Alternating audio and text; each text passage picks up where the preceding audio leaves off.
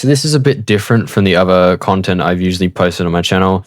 You know, I do like video game stuff, some heavy editing, maybe I do some tier lists or some music reviews, or even on my TikTok, I haven't really done anything like this before.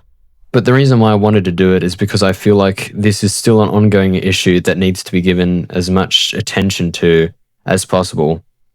If you weren't aware already, there was this awards show called the BAFTAs, which is pretty much the British version of the Oscars. And in this, an incident happened, I'm pretty sure all of you have seen it, where a racial slur was hurled at the actors Michael B. Jordan and Delroy Linden as they were presenting. And it was this whole thing where at the end they cleared it up and they said this was due to someone with Tourette syndrome in the audience not being able to control their actions. And you think that's it, they leave it at that, but no, it's gotten much worse. I mean, this poor person, he's been harassed. Like, people who are trying to defend this guy have also been harassed, and I think I need to add my 2 cents about it. I know I'm not like the most qualified person to talk about this. I don't have Tourette's myself. I'm obviously not of any other like religion. I'm not African American or anything like that. So obviously these words don't directly offend me. What I'd recommend is getting as much research as you can yourselves, finding the videos that I mentioned in this to watch them yourselves. I feel like that's the only way to properly form your opinion. But before we get into some of the idiotic and ignorant reactions that I've seen online and in other places, I'd first just like to preface, what is Tourette syndrome? Well, Tourette syndrome is a neurological disorder which is characterized by involuntary and repetitive movements known as tics, typically appearing in children between ages 5 to 10. It is a long condition that goes throughout a person's life, and it can affect them in many ways whatsoever. This is what the person at the event was diagnosed with, but instead he has been diagnosed with a very specific type of it, and I hope I pronounce this rightly. It is corporalia, that is an offshoot that basically means these involuntary movements, instead of like small sounds or movements, they share obscenities and profanities that may be common in everyday conversation in our culture, but it is different from simply swearing or using bad language. They cannot control this. This is not something that they choose to do, and I feel like it's good to preface that. I'm getting most of this information off the Tourette's Association of America website. I don't know if that's like the best source, but I don't want to just like go into AI overview and do something like that, because I feel like that won't properly show what this is. So that is just prefacing it. The actor who was diagnosed with this form of Tourette's, I believe his name is John Davidson. I think that's what his name is. Yeah, John Davidson, that was his name. And he has this corporalia. Actually, the film he was there for is a film that he made fictionalizing. Well, some of it's true, but it's based off of his life, where he has to grow up dealing with this thing in a society that just doesn't understand or isn't well educated enough on how to deal with it. And so I'm pretty sure the person who portrayed him in the film won an award, which is good. I haven't seen it myself because it only is just been announced to come out in Australia soon, but I have seen clips of it and it looks like a very good movie. So if you see it or like have the opportunity to see it, I just encourage that. I feel like that's the most direct place to learn about this. But without further ado, let's get on to the ignorance. Now, before we move on to our main culprit, we should say, I think it's good to look at some smaller examples of people who either are completely ignorant or in denial of this thing, or who, for some reason, don't have the capacity to understand how this works. The first clip I want to talk about is from a podcast clip called The Breakfast Club Power. It's like, I'm not sure exactly, but you can go see it. As I'm going to reiterate, please watch all of these videos yourself to properly form your own opinion. And at the same time, don't send like hate to these people. As much as I may be critiquing them for their ignorant behavior, I don't think sending like armies of people onto others will solve anything. But basically, this is the clip. I think the man is called Charlemagne, and this is his talk about Tourette's. His symptoms, from what I read, first began at 12, and he was diagnosed at age 25. If this is accurate, he's 84 now. So it's possible racism is his default setting. Okay, so there's some things that we need to go over. One, he picks a different person. The person you're talking about, mate, John Davidson, is not 84, which means either you're terrible at maths or you just, for some reason, picked the wrong person, which, I mean, you've got 6 million subscribers. You know how many ignorant people are probably going to watch this and just get that information? I know that, like, you can't be responsible for every individual, but even me making this video, I'm somewhat responsible of the message that I send out to people. So first of all, you've got the wrong person. So already you're off to a pretty bad start. The reality is he shouldn't have been in the room.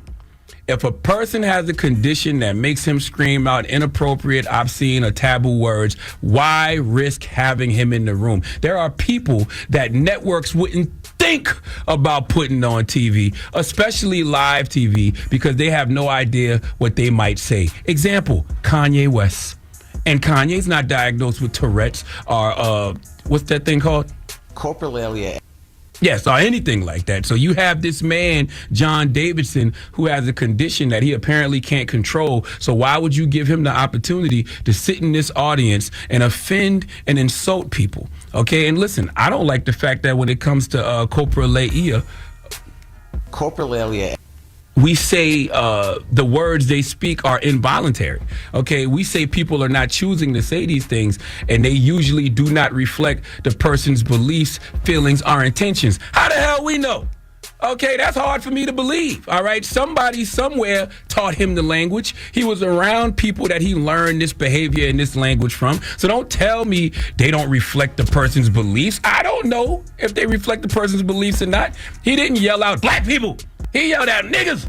Okay, that says a lot. Now, okay, what I don't understand is how come people with this condition don't yell out fun stuff like titties? Next, you completely acknowledge that you know how the disorder works, and yet you're still confused as to why without giving a possible reason. You say that they don't shout fun stuff like, you know, what he said in the video, even though that's the exact opposite. And also, how would that be fun to scream out to someone randomly? Like, what? What kind of defense is this? And it's just the way he words it that he doesn't like it. That he doesn't like when people tell him the truth that this is involuntary and can't be controlled. Why do you not like it? Because I'd much like that someone else yelled out something as offensive as that because they can't control it, rather than they actively did it because they could control it.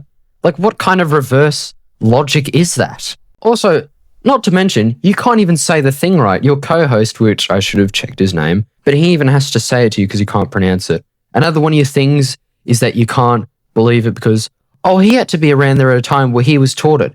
How does that constitute to his beliefs? First of all, that's not how it works. Maybe do your research before you put out a clip to, again, 6 million people. Maybe do your research before touching on topics like this, okay? It's better. I did more research in 10 minutes than this guy did with a whole probably team full of people. It's actually ridiculous how ignorant a person can be. Just the fact that everything he's saying is just about his preference of what he'd like coprolalia to mean. He's been told and he's educated to some extent that he cannot control this. This is something that he does probably not want, and yet you for some reason cannot put it into your mind that that's the case. And I think we've already said enough about this guy. Again, watch the whole video if you want to. I just watched this very short clip because it's honestly kind of just disgusting how ignorant someone can be. The next case I do want to talk about is someone who actually has Tourette's themselves. I'm not sure if they have this certain extent of it, the coprolalia, but this person, their name is Sh4YSGRWM, or known as Jay. She was a TikToker. She has Tourette's, and she gave a very educated perspective about it. So let's have a look at that for a second. Is not based on a month. Offensive tics are going to happen no matter what shut up a person does. I'm black. Oh my goodness. And I also have the N-word as a tic. I have other slurs as tics. Does this mean that I use them regularly? Does this mean that I mean them? Does this mean that I can control what I say? No, it does not. That's not how coprolalia works. That is not how Tourette syndrome works. I've seen so many people say, that we can control our tics. That's not, if you can control a tic, it's not a tic. Let me explain what a tic is in detail. Shut up, bitch. A tic is when your neurons misfire. You think that you can seriously fucking control a neuron misfiring. I've never seen a human possibly do that. We have got to stop thinking with our feelings and start thinking with logic. It is okay to be offended. Shut up. But what it is not okay to do is be ableist and try to make it seem like people with Tourette's, specifically those with coprolalia, say their tics on purpose. My whole think piece on this, if you are offended, I do deeply apologize, but I'm just being logical here. I see a lot of people giving their think pieces, and they are specifically talking about racism when tics don't correlate with racism. But that's not what causes offensive or obscene tics. What causes those kinds of tics are coprolalia. Okay, so this young person, I obviously don't know the age. I don't want to put that out there. I don't know, like, personal details. I just don't want to put out there. But she gives a very mature response to it. Obviously, as a person who has it herself, you'd think she'd be the best person. And she even says in the video, it's not like she took an aggressive stance. She's just like, I'm using logic. If you're offended by this, she even apologizes to like those who are offended by the word that was used. She clarifies in a statement that this has nothing to do with racism, and that is the coprolalia. It's not that people are using this as an excuse or they can control it. It's just what happens, and unfortunately did happen. So how do you think people reacted to this? Did they say, oh, okay, I understand now, or people who maybe like didn't agree, but they were just like, yeah, I'll disregard this. No, she quickly gave an update on her video. In this update, she did clarify that she, one, is taking a break because people have been non-stop harassing her and flooding her own personal DMs with hate comments, ableist comments, and it's apparently, quote, taken a toll on my mental health. I spoke out because my DMs were flooded with people asking me to, and I felt sick reading the ableist comments. So many people have said that I, quote, put my disability over being black, which I don't. I am always going to be proud of the fact that I am black. Both communities I am personally a part of are being attacked. This young creator, this young person who is actually educated in these things has to take a mental health break, which nothing wrong with that. I think that's a good thing to do. But the reason was because she was being attacked, borderline threatened by people who either couldn't or would not understand what she was talking about. She even says in her original video, you are okay to be offended. And yet you harass her own personal direct messages? Why? What do you have to prove? What end goal does this give you? Some self-validation? And I know I tried not to be like aggressive or anything in this video because again, being emotional just kind of ruins the video and it just makes it seem like it's coming from a personal place. But what actual scum of the earth would do this to a young person who is actually suffering from this disorder? What? I just don't understand. I'd encourage everyone to support this person, of course. Like, at the same time, leave her alone. It's obviously she took that mental health break for a reason. But to anyone who sent those threatening DMs, who wrote ableist comments, you are just by far the scummiest people on these sort of platforms. And you should be ashamed of yourselves. This is where we lead to our main culprit. This is the person that everyone seems to be talking about the most, even though I should say the other thing that I just mentioned should definitely be talked about a lot more considering the age and the effect that it's had on this person. But the next person that we're going to talk about, the main culprit, is Grace Randolph. Now, she is a YouTuber who's been caught in controversy in the past, but that's mainly because of like shit opinions on films and basically like only liking commercial stuff. Is talked about like everything. She's like calling Martin Scorsese a hack and whatever. And that's stuff is where you can like debate it and everything. I haven't seen a lot from her channel, so this will not be about me, about the reviews. But she herself had something to say about this. So let's take another look. I'm sure it couldn't be worse than the last two times. UK, right? In Scotland, just rally so hard to this guy's defense and also have so little regard for how Jordan and Lindo were feeling that I think it made the situation very difficult, you know? I mean, it certainly aggressively pulled me towards the side of Jordan and Lindo because I felt really awful that nobody was feeling bad for them, you know, or at least even acknowledging that they had been wronged as well. Come on, guys. I was just thinking about the actors.